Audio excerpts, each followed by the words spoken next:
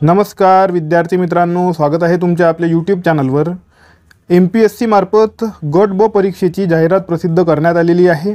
यामध्ये 282 पदांसाठी ही जाहिरात प्रसिद्ध करण्यात आलेली आहे। 9 नोव्हेंबर 2025 रोजी राज्यभर परीक्षेचे आयोजन केले जाणार आहे। सध्या परिस्थितीमध्ये 2 पदांसाठी ही जाहिरात प्रसिद्ध करण्यात आलेली आहे। 2 पदे म्हणजे बघा, सध्या परिस्थितीमध्ये सहाय्यक कक्ष अधिकारी आणि राज्यकर निरीक्षक या 2 पदांसाठी ही जाहिरात प्रसिद्ध करण्यात आलेली आहे। यानंतर इतर जी पदे आहेत, जसं बघा PSI आहे, तर ती पदे नंतर ॲड करण्यात येतील।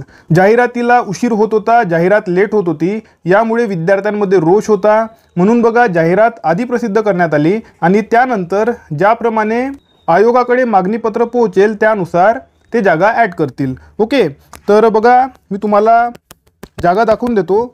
टोटल जागा मी तुम्हाला सांगितलेले आहेत। सध्या परिस्थितीमध्ये 282 जागा आलेल्या आहेत। त्यापैकी 3 जागा या सहाय्यक कक्ष अधिकारी या पदासाठी आहेत। ओके, सहाय्यक कक्ष अधिकारी म्हणजेच ASO। आणि त्यानंतर राज्यकर निरीक्षक म्हणजेच बघा STI साठी बघा 279 जागा आलेल्या आहेत। या खूप जास्त जागा आहेत। 279 पदासाठी जाहिरात आलेली आहे। यामध्ये नंतर PSI ची सुद्धा बघा 250च्या जवळपास पदे ॲड होण्याची शक्यता आहे। तर भरपूर जास्त पदांसाठी ही जाहिरात येणार आहे।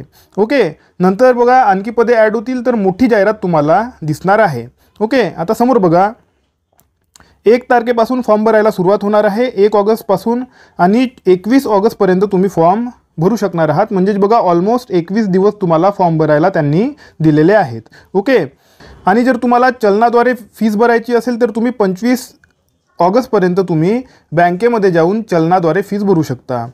आता समोर बघा, एज लिमिट बघा, सहाय्यक कक्ष अधिकारीसाठी आणि राज्यकर निरीक्षकसाठी दोघांसाठीही सेम वयोमर्यादा आहे। यामध्ये मिनिमम 18 वर्षे आणि मॅक्झिमम 38 वर्षे एज लिमिट आहे। ओके, आता मागासवर्गीय विद्यार्थ्यांसाठी मॅक्झिमम 43 वर्षे एज लिमिट यांनी ठेवलेली आहे। मागासवर्गीयमध्ये सर्वच्या सर्व विद्यार्थी येतात, जे बघा SC ST OBC EWS ACBC आणि इतरही कॅटेगरी असतील त्या सर्व कॅटेगरीच्या विद्यार्थ्यांना 43 वर्षे आहे आणि ओपन कॅटेगरीच्या विद्यार्थ्यांना 38 वर्षापर्यंत फॉर्म भरण्याची मुभा आहे।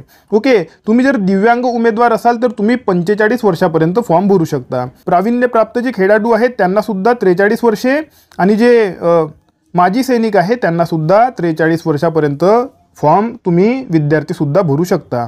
ओके, एज्युकेशनल क्वालिफिकेशन बघून घ्या। एज्युकेशनल क्वालिफिकेशनमध्ये तुमच्याकडे कोणत्याही फील्डमध्ये डिग्री असेल तर तुम्ही फॉर्म भरू शकता। याशिवाय मराठी भाषेचे ज्ञान असणे गरजेचे आहे। ओके, याशिवाय बघा फायनल इयरमध्ये असणारे विद्यार्थीसुद्धा एलिजिबल राहणार आहेत। ओके, तुम्ही फायनल इयरमध्ये असाल तरीसुद्धा तुम्ही फॉर्म भरू शकता, परंतु प्रिलिम पास झाल्यानंतर मेन्सच्या फॉर्मची लास्ट डेट जाण्याच्या आधी तुमचा निकाल लागणे गरजेचे आहे। पुन्हा एकदा सांगतो, प्रिलिम तुम्ही पास होणार, प्रिलिम पास झाल्यानंतर जेव्हा तुमची बघा मेन्ससाठी तुम्हाला फॉर्म भरावे लागतात। मुख्य परीक्षेसाठी जेव्हा तुम्ही फॉर्म भराल तर ते फॉर्मची जी लास्ट डेट आहे त्या लास्ट डेटच्या आधी तुमचा निकाल लागणे गरजेचे आहे। ओके, हे सुद्धा तुम्ही लक्षात ठेवा। ओके, डिग्री सर्टिफिकेट तुमच्याकडे नसेल तरीही चालते। ओके, फायनल इयरच्या विद्यार्थ्यांसाठी सांगून राहिलेलो आहो, डिग्री सर्टिफिकेट नसेल तरीही चालते, परंतु निकाल लागणे गरजेचे आहे मुख्य परीक्षेच्या फॉर्म भरण्याच्या लास्ट डेटच्या आधी। ओके, मला असं वाटतं की तुम्हाला समजलेलं असेल। आता बघा निवड प्रक्रिया। निवड प्रक्रियेमध्ये बघा परीक्षा होणार आहे, संयुक्त परीक्षा होत असते आणि यामध्ये 100 जे आहे गुण असतात आणि 100 प्रश्न असतात। तुम्हाला 100 प्रश्न 100 गुणांसाठी 1 तासामध्ये तुम्हाला पेपर सॉल्व करायचा असतो। ओके, आणि निगेटिव्ह मार्किंग असते 1/4, म्हणजे 0.25 मार्क निगेटिव्ह मार्किंग या परीक्षेमध्ये तुमच्यासाठी राहणार आहे। ओके, मुख्य परीक्षा 400 गुणांची असते। ओके, आता समोर बघा, विद्यार्थी मित्रांनो, फीस संयुक्त पूर्व परीक्षेसाठी 394 रुपये ओपन कॅटेगरीची फीज आहे आणि जर तुम्ही मागासवर्गीय असाल म्हणजेच कोणत्याही कॅटेगरीचे विद्यार्थी असाल तर 294 रुपये तुमच्यासाठी फीज आहे। ओके, म्हणजेच ओपन कॅटेगरीपेक्षा 100 रुपये कमी तुमची फीज राहणार आहे। ठीक आहे, आणि तुम्ही ऑनलाईन किंवा ऑफलाईन पद्धतीने फीज भरू शकता। तर बघा विद्यार्थी मित्रांनो, मी तुम्हाला संपूर्ण माहिती शॉर्टमध्ये दिलेली आहे। तुमच्या मनामध्ये काही प्रश्न असतील, काही शंका असतील तर तुम्ही त्या मला कमेंट सेक्शनमध्ये विचारू शकता. आपल्या टेलिग्राम चॅनलची आणि व्हॉट्सॲप चॅनलची लिंक मी तुम्हाला याच व्हिडिओच्या खाली डिस्क्रिप्शन बॉक्समध्ये दिलेली आहे. त्या लिंकवर क्लिक करून तुम्ही आपलं टेलिग्राम आणि व्हॉट्सॲप चॅनल जॉईन करून घ्या. तुमचा खूप जास्त फायदा आपलं टेलिग्राम चॅनल किंवा व्हॉट्सॲप चॅनल जॉईन केल्यावर होणार आहे.